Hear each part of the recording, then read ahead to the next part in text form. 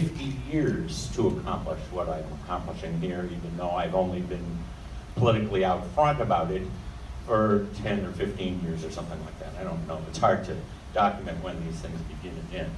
But the first myth I would like to dispel that you've heard promulgated is that I am tireless.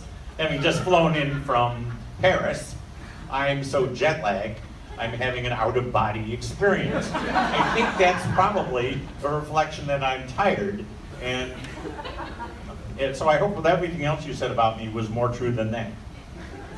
But if I have a contribution to make here, besides being stuck in some cave where I'm unable to see the real world, which is, I remember as Plato's chief contribution,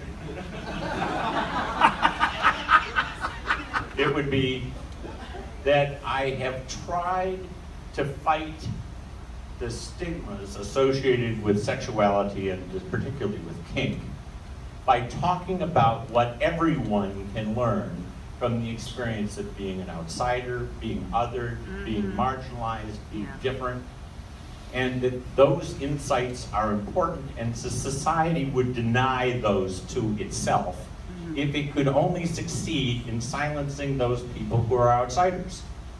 It's very important to have this discourse. It's very important to have an honest discourse about the data that you have just unearthed, as uncomfortable as it is, because if we're going to try to get the larger society to tolerate discomfort, we have to tolerate our own. And one of the things I like about kinky people is that they are actually pretty good about moving towards their fear and tolerating their discomfort. We may actually have something to teach people about that.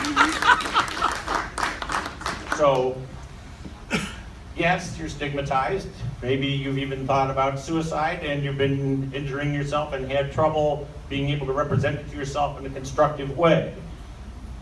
I'm not saying that's a good thing, and I'm not saying it's a good price to pay, but it creates a position from which you can say things that other people would never hear if you didn't do that. Yeah.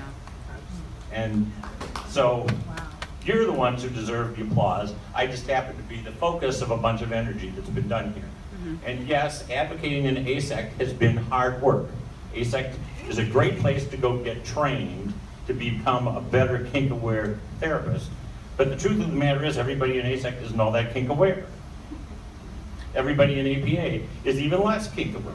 I know people in the American Medical Association are even less kink-aware. And the best specialists, who are the most honored professionals in their specialist communities, are even less likely to be kink-aware, because the socialization process that makes them good at what they do means they pay attention to some things and not other things. I learned that from Howard Becker, who wrote it back in the early 60s. Anybody ever read an article called On Becoming a Marijuana User? Yeah, well, don't go use marijuana simply because you read the article, but go read the article about the socialization process, about how you learn to be deviant, or in this case, how you learn to be deviant by being a better doctor than everybody else, because that's deviant too. So that's what I got the award for, I guess, and at least that's how I heard it. And I thank you very much, but I am one of many, many heroes, and I would never have been able to do what it is that I had done if a whole bunch of other people hadn't been thrown under the bus before me. And when you applaud me, don't forget to applaud them. Thank you very much.